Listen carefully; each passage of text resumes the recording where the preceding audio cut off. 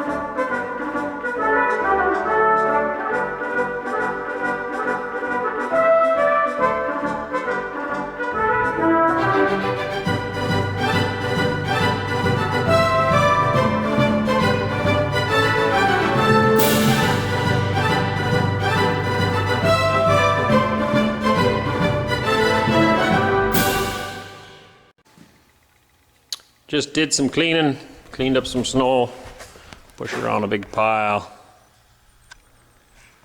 Doesn't look that big, but that's a pretty tall pile. Anyway, this is the snow bucket that I built. Sorry that it's still full of snow. We built this back on a dairy farm. That's why it's got our name stamped in there. And basically just took a hunk of cardboard and match the contour of our bucket. We have two buckets. This is a 9-foot bucket. No, sorry, this is an 8-foot bucket, and the other one's a 7-foot. So I took the 8-foot bucket, and with cardboard, we made the contours of the bucket, and then took that to the welding shop, and they actually lasered these out with holes in it for bolts, and they threw the farm name in there at the same time. The reason I was doing that, I tried out a snow bucket from a dealership and clean the whole yard in about 20 minutes versus before it used to take well over an hour to do. So definitely it was a big time savings. And the snow bucket, the one they had there was a demo, so the one, if I wanted to order one, was going to be a 4-week wait. I really didn't feel like waiting that long, so we decided just to make our own. And that snow bucket was about 4,500 bucks, I think, for at least $4,000 anyway for it. And you can see the bolts here. That's how I bolted on.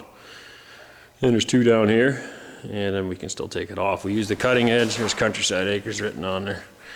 And we use the same cutting edge from the tractor bucket still for cutting the snow off and getting it up in the bucket. And then the wings just help it from spilling out the sides, so you can gather a lot of snow in there real quick.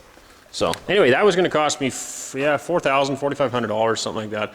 And this here altogether, steel-wise, was about $400. So significant savings. This bar on the top helps stiffen it. And I also use that for back dragging. If I get close to the garage or something, then I can kind of tip that down and pull back and then push the rest of the snow away once I get it far enough from a building. The other thing we stuck on were these sliders, angled them a bit, and so we rest on that. Having just this blade cuts into the ground too much, and now I can sit on this whole surface. Keeps it off the ground and just helps us cleaning the snow nice. So very happy with it, works great. Going to be doing some work with that shortly. So today, before we can go out with the my finger's in the way. Hello. Before we go out with the tractor, I got to fix this thing. The way the bucket hooks up, I'll try to show you. The red part here is for the tractor frame itself, stuck to the loader, and then the bucket is obviously in black. And the way the bucket hooks up, it has these knobs on the back of the bucket, and this pin goes through and holds it. So you can see it's running all the way through there. And the hydraulics, I run on a hydraulic cylinder here, and I can operate that from the cab. And it also, that same hydraulics could run a grapple or post hole auger or whatever I wanted to hook up to the front of here. But the hydraulic remotes for that actually was broke. And so I replaced the part and then found out it's still not working because Case International needs to come out with their laptop and initialize it before I can get it to run. So I'm at their mercy right now waiting for them to come out. In the meantime, I had hooked up the bucket, but only this, oh no, sorry, only this pin was hooked up the last time I went and pushed some snow. And this one didn't go in because it was being awkward. Like I was shoving them in by hand, basically. Take the hydraulics off and shove them in. I couldn't get this guy in. And I went and pushed anyway, and the resulting damage is that I busted this pin because only the one side was hooked. I forgot that for a moment. I back dragged and I snapped this guy right off. It's kind of hard to see there, but there. So he's busted and bent. I can't slide him out anymore. We want to replace that pin, so I'm going to cut him off here with a Sawzall. Hopefully that works. It's the only tool I can get in there. And then we're going to build a new pin and hopefully have that ready shortly so I can go push some more snow. So I'll use a very fine tooth Sawzall blade. It's made for metal.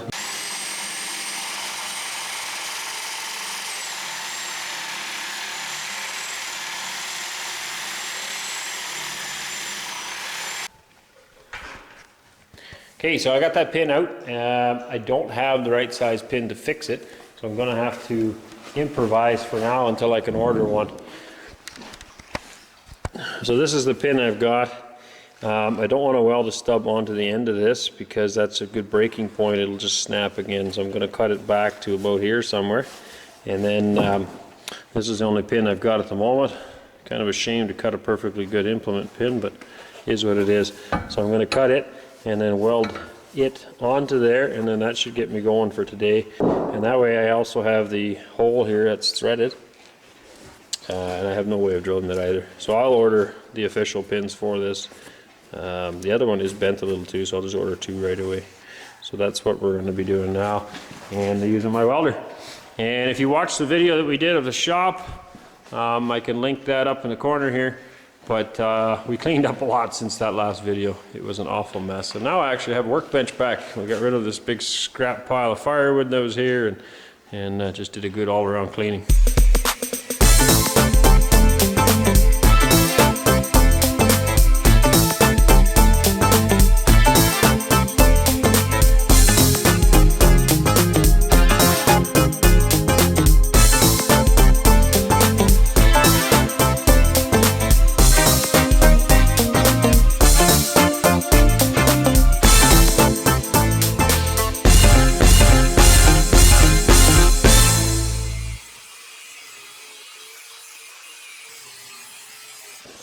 Okay, the real trick now is to get these two to line up nicely so that they're not all crooked or it won't slide in there.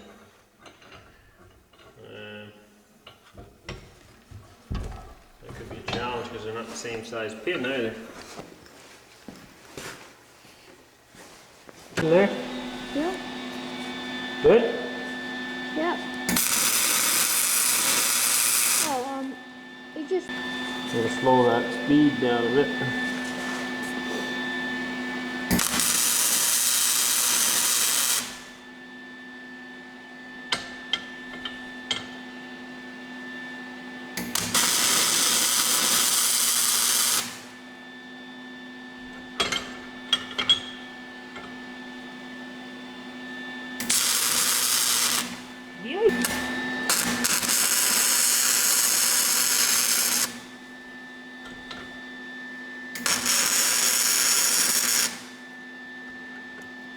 There it is. I just got to grind this smooth or it won't fit inside that shaft. It'll get all bound up when it's going in and out of the tractor.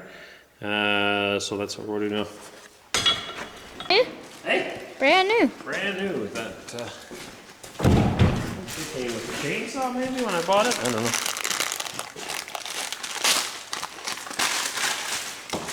This is how the shop gets messy, right here, because we unpack stuff and then we forget to put it away. Ooh, look at those stylish. Does that look nice or what? Clean? Cover up my head. You know, when you're done using those will be dirty. And when you grab safety goggles out of the drawer, they're normally dirty. Yes. We'll try to put them away where they stay clean.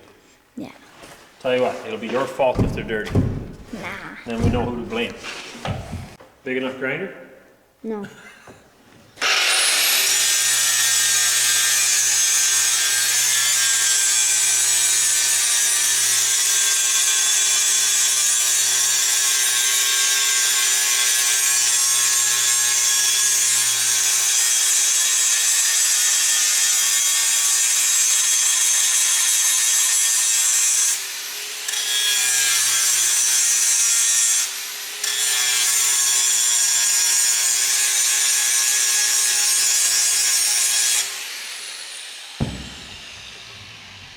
When you're grinding, this my helmet's shutting off.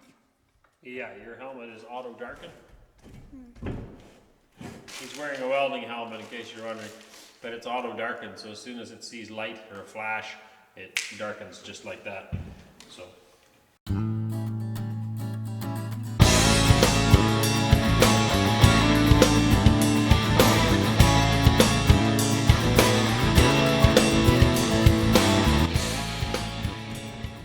One thing we're big on here is teaching as much as possible. I didn't learn to weld until I was probably 23 or 24. Nobody ever taught me. I had a job installing milking equipment, and that's where I learned welding.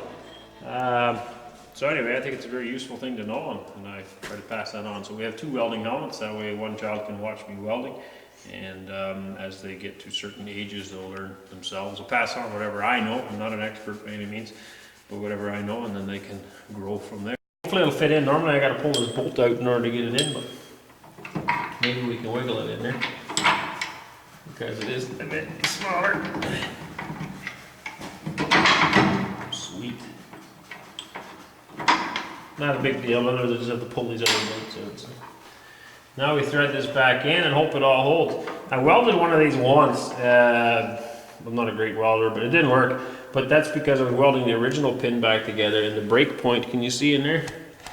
The break point was right in here. And so that's where I welded it, so that's just a weak spot, and it just snapped right away. That's why this time I cut it back all the way, so that we have a full length shaft going in, covering all the components here, and that the weld part is actually in here. You can see my fingers?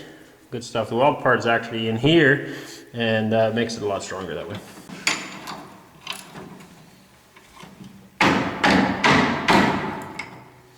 So as I said in another video that I made last week about this shop, it is super handy to have this place. It is minus 26 out today. I would not want to do this right now in minus 26 weather. I've had to do it before, but it's much nicer to be in here where it's warm and cozy, and yeah, if you don't have to, why would you? It's one drawback of this province, I guess. It gets cold quite often.